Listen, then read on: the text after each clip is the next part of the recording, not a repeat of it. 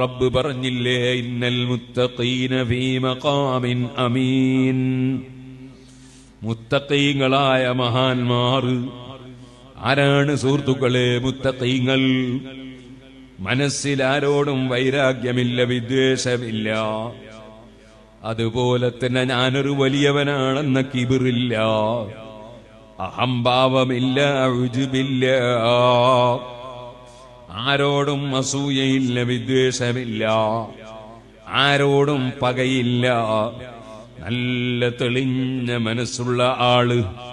അതേ നബി തങ്ങൾ പറഞ്ഞില്ലേ, അത്തഖ്വാ ഹുനാ, തഖ്വ ഇവിടെയാണ്. മനസ്സിലാരോടും ഒരു വിരോധവുമില്ല.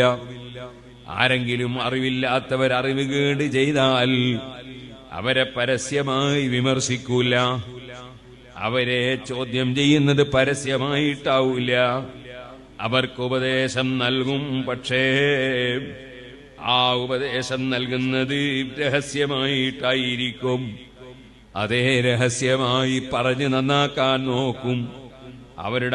അവരാരെ മുമ്പിലും വഷളാക്കൂല. ഒരാളെയും കുറ്റം കണ്ടുപിടിക്കാൻ നടക്കൂല, ആരെയും അതാ കുറ്റം പറയൂല. ഗീബത്തില്ല, നമീമത്തില്ല, ഫിത്നയില്ല, ഫസാദില്ല, കളവില്ല. എന്റെ രഹസ്യവും പരസ്യവും റബ്ബ് അറിയുന്നു എന്ന ബോധത്തോടെ, റബ്ബിന്റെ അടുക്കൽ എനിക്ക് രക്ഷപ്പെടണമെന്ന ചിന്തയോടെ അവരതാ ബുദ്ധിമാന്മാരായി ജീവിക്കുന്നവരാണ്. ഒരിക്കലും ആരെയും ചീത്ത വിളിക്കാനില്ല, ആരെയും തെറി പറയാനില്ല, ആരെയും അതാ മോശക്കാരനാക്കാനില്ല. തഅമ്മദിനി ബിനുസിക ഫിൻഫിറാദി വജന്നിബിനി നസീഹത ഫിൽ ജമാഅ. ഇമാം ശാഫിഈ റളിയല്ലാഹു അൻഹു പറഞ്ഞില്ലേ, നീ എനിക്ക് ഉപദേശം നൽകുമ്പോ നീ ഒറ്റയ്ക്ക് വിളിച്ച് എന്നോട് ഉപദേശം നൽകണം. നീ കുറെ ആളുകളെ കൂട്ടത്തിൽ നിന്ന് നീ എന്തേ അങ്ങനെ ചെയ്തത്, ചെയ്ത് ശരിയായില്ല എന്ന് ജനങ്ങളെ കൂട്ടത്തിൽ നിന്ന് നിങ്ങൾ എന്നെ ഉപദേശിക്കരുത്. ഫഇന്നൻ നുസ്ഹ ബൈനൻ നാസി നൗഉ മിനത്തൗബീഹി ലാ അർളസ്തിമാഅ. ജനങ്ങളെ മുന്നിൽ വെച്ച് വിമർശിച്ച് സംസാരിക്കുന്നത്, ആ സംസാരം ഒരാക്ഷേപമാണ്. എനിക്ക് ഈ ആക്ഷേപം കേൾക്കുന്നതിൽ താല്പര്യമില്ല. വഇൻ ഖാലഫ്തനി വഅസൈത ഖൗലി ഫലാ തജ്സഅ ഇദാ ലം തുതതാഅ. ഇനി ഞാനീ പറഞ്ഞത് നിങ്ങൾ സ്വീകരിക്കാൻ തയ്യാറില്ലെങ്കിൽ അതേ നിങ്ങൾ ബേജാറാക്കണ്ട, നിങ്ങൾ പരിഭ്രമിക്കണ്ട. നിങ്ങൾ പറയുന്നത് ചിലപ്പോ ഞാൻ അനുസരിക്കലുണ്ടാകൂല. ഇമാം ശാഫിഈ റളിയല്ലാഹു അൻഹുവിന്റെ വാക്കാണ്. അതേ ഉസ്താദുമാര്, ഗുരുനാഥന്മാര് ശ്രദ്ധിക്കേണ്ടതാണ്. മുതഅല്ലിമീങ്ങളെ അവരെ മനസ്സിന് വിഷമമുണ്ടാകുന്ന വിധത്തിൽ കശക്കി സംസാരിക്കരുത്. മദ്രസയിലെ ഉസ്താദുമാര് ചെറിയ പിഞ്ചുമക്കളെ വളർത്തിയെടുക്കുമ്പോൾ മറ്റു മക്കളെ മുന്നിൽ ആക്ഷേപിച്ച് അവരുടെ മനസ്സിന് വേദനയുണ്ടാക്കി നാളെ ഞാൻ മദ്രസയിൽ പോകുന്നില്ല എന്ന് തീരുമാനിക്കുന്ന വിധത്തിലാകരുത്. അതുപോലെ ബാപ്പ മക്കളെ ഉപദേശിക്കുമ്പോഴും ഉമ്മ മക്കളെ ഉപദേശിക്കുമ്പോഴുമൊക്കെ ഒറ്റയ്ക്ക് വിളിച്ചിട്ട് നല്ല നിലക്ക് പറഞ്ഞ് മനസ്സിലാക്കി കൊടുത്താൽ ആ കുട്ടികൾ അനുസരിക്കാൻ കൂടുതൽ സാധ്യത കൂടുതലാണ്. ബാപ്പയോടും ഉമ്മയോടും ഉസ്താദിനോടുമൊക്കെ നല്ല ബഹുമാനം മനസ്സിലുണ്ടാകാൻ സാധ്യത കൂടുതലാണ്. അവർക്ക് മതിപ്പുണ്ടാകും, സ്വീകരിക്കണമെന്ന ബോധമുണ്ടാകും. അത് എന്റെ ഗുണത്തിന് വേണ്ടിയാണ് ബാപ്പ പറഞ്ഞത്, എന്റെ ഉമ്മ പറഞ്ഞത് എന്റെ ഗുണത്തിന് വേണ്ടിയാണ്, ഉസ്താദ് പറഞ്ഞത് എന്റെ ഗുണത്തിന് വേണ്ടിയാണ്, ആ പണ്ഡിതൻ എന്നെ വിളിച്ച് പറഞ്ഞത് എന്റെ ഗുണത്തിന് വേണ്ടിയാണ് എന്നൊരു മാനസികാവസ്ഥ ഉണ്ടാകും. അത് ഉണ്ടാക്കുന്ന രൂപത്തിലേ ഉപദേശം പാടുള്ളൂ എന്നാണല്ലോ ഇമാം ശാഫിഈ റളിയല്ലാഹു അൻഹു പറഞ്ഞത്. നമ്മൾ ഒരിക്കലും തന്നെ ആളുകളെ അകറ്റിക്കളയുന്നവരാകരുത്. യുവാക്കളിൽപ്പെട്ട ഏതെങ്കിലും ഒരു ചെറുപ്പക്കാരൻ അവനതാ ഒതുവെടുക്കുന്ന സമയത്ത് ഒതു ശരിയായില്ല. ഒതുവെടുക്കുമ്പോ നമുക്കെല്ലാവർക്കും അറിയാം മുഖം കഴുകൽ നിർബന്ധം. മുഖം എന്ന് പറഞ്ഞാൽ സാധാരണ തലമുടി മുളക്കുന്ന സ്ഥലം മുതൽ താടിയെല്ലിന്റെ താഴെയറ്റം വരെ അത് മുഖമാണ്. രണ്ട് സൈഡിലേക്ക് പറയുമ്പോ ഒരു ചെവിയുടെ കുറ്റി മുതൽ മറ്റേ കുറ്റി വരെ അതിന്റെ അടുക്കുള്ള സ്ഥലം മുഴുവനും നനയണം. വെള്ളം ചെറിയ തോതിൽ ഒലിക്കണം. അങ്ങനെ വെറും തൊട്ട് നനച്ചാ പോരാ, മറിച്ച് വെള്ളം ഒലിക്കണം. അങ്ങനെ വരുമ്പോ ചിലപ്പോ നല്ല മുടിയൊക്കെ വെച്ച ചില ചെറുപ്പക്കാരുണ്ടാവും. അവർ ഈ മുടിയൊക്കെ ശരിയാക്കി വെച്ച് പോയി പോന്ന പേടിയായി. അപ്പൊ ചിലപ്പോ ഒതുവെടുക്കുമ്പോ മെല്ലെ കൈ ഇങ്ങനെ വെള്ളം ഇങ്ങനെ എടുത്ത് ഇവിടെ മെല്ലെ ഈ മൂക്കിന്റെ അടുത്ത് ഇങ്ങനെ വെച്ച് ഇങ്ങനെ ഒന്നാക്കിയിട്ട് അങ്ങ് ഒതുവെടുക്കും. ആ ഒതുവും ബാത്തിലാണ്, നിസ്കാരം ബാത്തിലാണ്. അങ്ങനെയല്ലല്ലോ ഒതുവെടുക്കേണ്ടത്. ഒതുവെടുക്കുമ്പോ ഈ പറഞ്ഞ മുടി മുളക്കുന്ന സ്ഥലം മുതൽക്ക് താഴോട്ട് മുഴുവനും വെള്ളമൊലിക്കണ്ടേ? അപ്പോ കയ്യിൽ വെള്ളം എടുത്തിട്ട് അള്ളാഹ് വലിയ നിയമത്തില്ലേ ഈ കൈ. അതിന്റെ പറഞ്ഞാൽ തീരുന്നു. ഈ കൈയിന്റെ ഒരു പ്രത്യേകത നിങ്ങളൊന്ന് ആലോചിച്ച് നോക്കൂ. ഇങ്ങനെ പിടിച്ചാൽ ഇത് സ്പൂണാണ്. രണ്ടും കൂടി കൂട്ടി പിടിച്ച വലിയൊരു പാത്രമാണ്, ഒരുപാട് വെള്ളം കൊള്ളും. വലിയൊരു പാത്രം ഇതിങ്ങനെ കോട്ടി പിടിച്ചാൽ മാന്തിയാണ്, ഇതിങ്ങനെ നിവർത്തി പിടിച്ചാൽ വൈപ്പറാണ്. ഇതേ സാധനം ഇങ്ങനെ ചുരുട്ടി പിടിച്ചാൽ മുട്ടിയാണ്. ഈ സാധനത്തിന് എത്രയാണ് അല്ലാഹു തആല ഫലം വെച്ചത്. വെള്ളത്തിലിറങ്ങിയാൽ നീന്താം. അതേ സമയത്ത് മേലെയുള്ള ഒരു ബൾബ് ഇങ്ങനെ ഉയർത്തിയിട്ട് നമുക്ക് ബൾബിടാം, ബൾബ് ഊരിയെടുക്കാം. എന്നാ പിന്നെ നമുക്ക് ഖബറിൽ മയ്യിത്ത് വെക്കാനോ താഴോട്ടേക്ക് ഇങ്ങനെ ഇറങ്ങി താഴോട്ടേക്ക് കൈ കൊണ്ടുപോകാം, കിഴങ്ങ് കിളച്ചെടുക്കാം. മേലെ നിന്ന് നമുക്ക് മാങ്ങ പറിക്കാം. കൈ ഇങ്ങനെ മേലോട്ടും പോവും താഴോട്ടും പോവും. എന്തെല്ലാം സംഗതികളാണ് ഈ കൈ. എത്ര ആളുകളാണ് ഇത് ഉപയോഗിച്ച് ഡ്രൈവ് ചെയ്യുന്നത്? എത്ര ആളുകളാണ് ഒരുപാട് ലക്ഷക്കണക്കിന് ഉറുപ്പികയുടെ ഗ്രന്ഥങ്ങൾ എഴുതുന്നത് ഈ കൈ കൊണ്ടല്ലേ? സുബ്ഹാനല്ലാഹ്.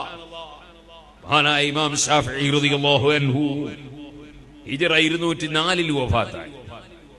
ശാഫിഈ ഇമാം റളിയല്ലാഹു അൻഹു വഫാത്തായിട്ട് 1200 കൊല്ലായി. പക്ഷേ ഇപ്പോഴും ശാഫിഈ ഇമാം നമ്മളെ കൂടെ ജീവിക്കുന്നു. എങ്ങനെ ജീവിക്കുന്നു? അവിടുത്തെ കിതാബുകൾ നമ്മളെ മുന്നിലുണ്ട്. കൈകൊണ്ട് എഴുതുകയല്ലേ. 1200 കൊല്ലങ്ങൾക്ക് മുമ്പ് എഴുതിയത് ഇന്നും അതാ സ്വന്തം ഉസ്താദ് നമുക്ക് പറഞ്ഞു തരുന്നതിനേക്കാൾ ഭംഗിയായി എന്ന് പറയാം. ശാഫിഈ ഇമാം ഇൽമു പറഞ്ഞു തരികയല്ലേ. കൈകൊണ്ട് എഴുതിയതിന്റെ ബറക്കത്തല്ലേ, കയ്യിന്റെ ഉപകാരമല്ലേ.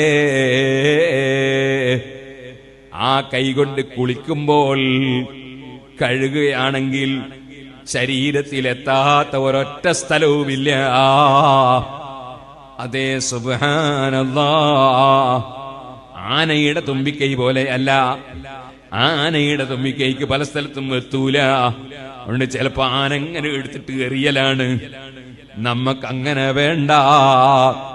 അതേ JCBയുടെ കൈ പോലെയുമല്ല. JCBയുടെ കൈ കൊണ്ട് അതിന്റെ എല്ലാ സ്ഥലവും തൊടാൻ കഴിയൂല.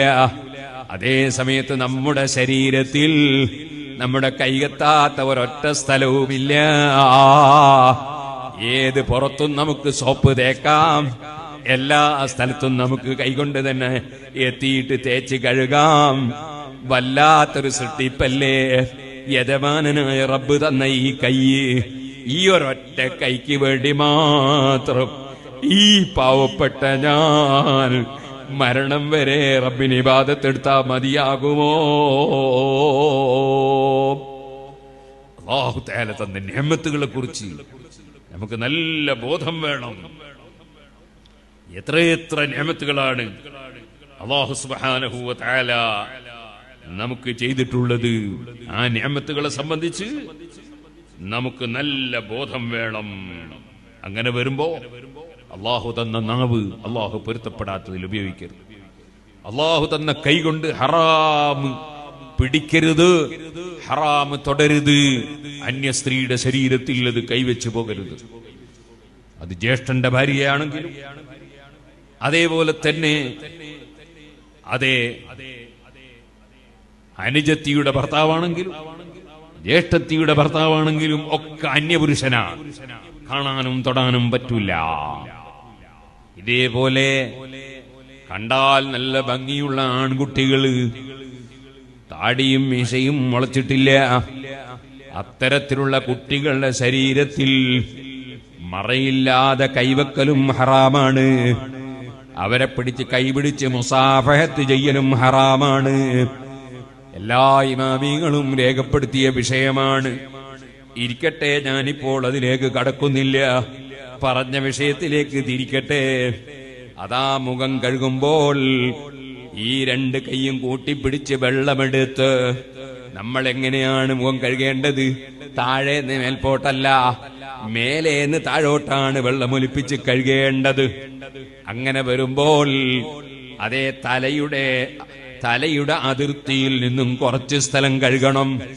മുഖം കഴുകുന്നതിന്റെ പുറമെ മുഖം കഴുകി എന്നത് ഉറപ്പ് വരാൻ ഒരൽപ്പം തലയുടെ അതിർത്തിയിൽ നിന്നും 4 ഭാഗത്തും അതിർത്തിയിൽ നിന്ന് കുറച്ച് കഴുകണം. അവിടെയെല്ലാം വെള്ളമൊലിക്കണം. ഒരു ചെറുപ്പക്കാരൻ ഒന്നുകൊടുക്കാണ്, ഇങ്ങനെ വെള്ളമെടുത്ത് ഇങ്ങനെ എടുത്തിട്ട്, കാരണം മുടിയൊന്നും ആയിപ്പോണ്ടാകുന്നേ, മുടിക്കൊന്നും പറ്റിപ്പോണ്ട.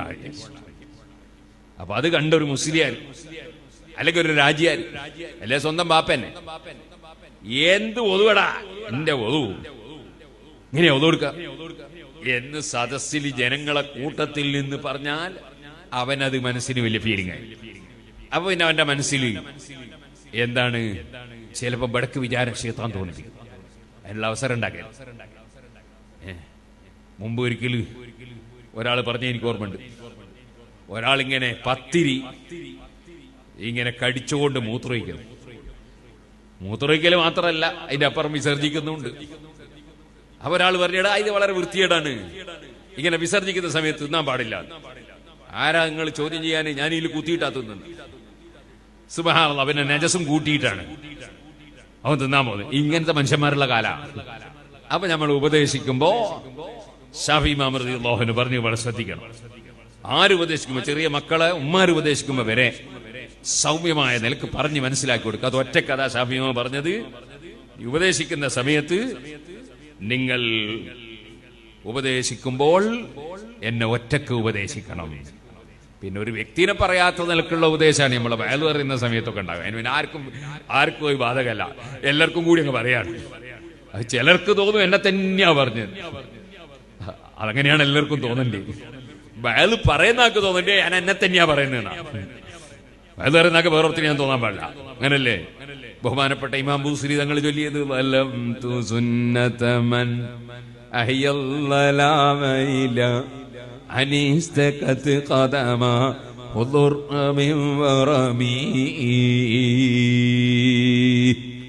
നബി സല്ലല്ലാഹു അലൈഹി വസല്ലം തങ്ങൾ രാത്രിയിൽ എഴുന്നേറ്റ് നിസ്കരിച്ച് കാലിന് നീര് കെട്ടി വീർത്തുപോയി. ആ റസൂലുള്ളാഹിന്റെ സുന്നത്തിനെ ഞാൻ ആക്രമിച്ചു പോയി.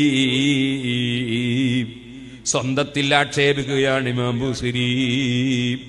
ഫയാ ഖസറത നഫ്സിൻ ഫീ തിജാറതിഹാ ലം തസ്തരി ദീന ബി ദുനിയാ വലം തസൂമി.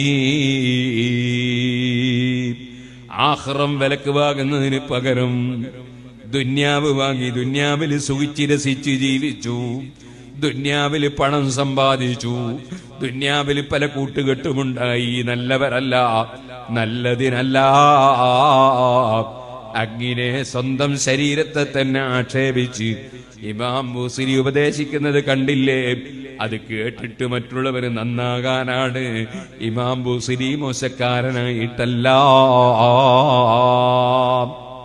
സുഹൃത്തുക്കളെ, സ്വന്തത്തെയാണ് ആക്ഷേപിക്കേണ്ടത്. സ്വന്തത്തെ ആക്ഷേപിക്കുന്നത് കേട്ടിട്ട് മറ്റുള്ളവർ നന്നാകണം. നമ്മളൊരു കമ്മിറ്റി മീറ്റിംഗ് ആണ്. ആ മീറ്റിംഗിൽ സുബ്ഹാനല്ലാഹ് സെക്രട്ടറി വേണ്ടതുപോലെ കാര്യം നടത്തിയിട്ടില്ല, അല്ലെങ്കിൽ ഖജാൻജി വേണ്ട പോലെ പ്രവർത്തിച്ചിട്ടില്ല, അല്ലെങ്കിൽ ഒരു കാര്യം ഏൽപ്പിച്ച ഒരാളുണ്ടായിരുന്നു അയാൾ വേണ്ട പോലെ ചെയ്തിട്ടില്ല. ജനറൽ ബോഡിയിൽ ചർച്ച വരിക, പ്രസിഡന്റ് എഴുന്നേറ്റ് പറയാണ് വിചാരിച്ച പോലെയൊന്നും വേണ്ടതുപോലെ വേണ്ടതൊന്നും ചെയ്യാനായിട്ടില്ല, അതിന്റെ എല്ലാം കുറ്റക്കാരൻ ഞാൻ തന്നെയാണ്.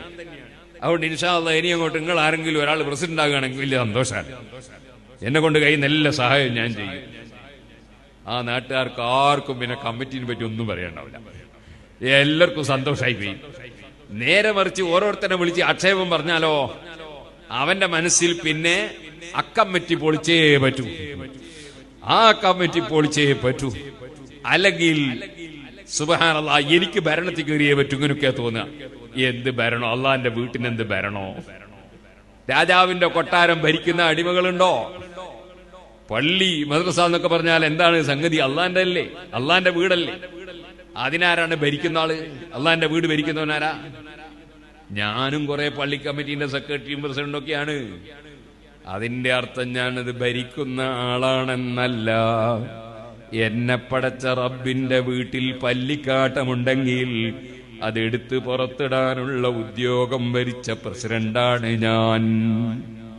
അതേ, അവിടെയുള്ള മൂത്രപ്പുര നാറുന്നുണ്ടെങ്കിൽ അതിന്റെ ഉത്തരവാദിത്തമുള്ളവനുള്ള സെക്രട്ടറിയാണ് ഞാൻ. അവിടെ പൈപ്പിൽ വെള്ളമില്ലെങ്കിൽ അതിന്റെ ഉത്തരവാദിത്തമുള്ള ഖജാഞ്ചിയാണ് ഞാൻ. ഇങ്ങനെയാണ് ഓരോരുത്തരും ചിന്തിക്കേണ്ടത്. ഞാനൊരു ഭരണാധികാരിയാണ് എന്നല്ല. പടച്ച റബ്ബിന്റെ വീട്ടിനെന്ത് ഭരണാധികാരി? അല്ലാ, ഞങ്ങൾ ആരെയും നീ ശിക്ഷിക്കല്ലേ അല്ലാ. ഞങ്ങളിൽ എന്ത് ന്യൂനതകളുണ്ടെങ്കിലും മാപ്പാക്കണേ അല്ലാ. ഓ സുഹൃത്തുക്കളെ, എവിടെയും നല്ലവരായി ജീവിക്കണം. മറ്റുള്ളവരുടെ കുറ്റവും കുറവും നോക്കി നടക്കരുത്.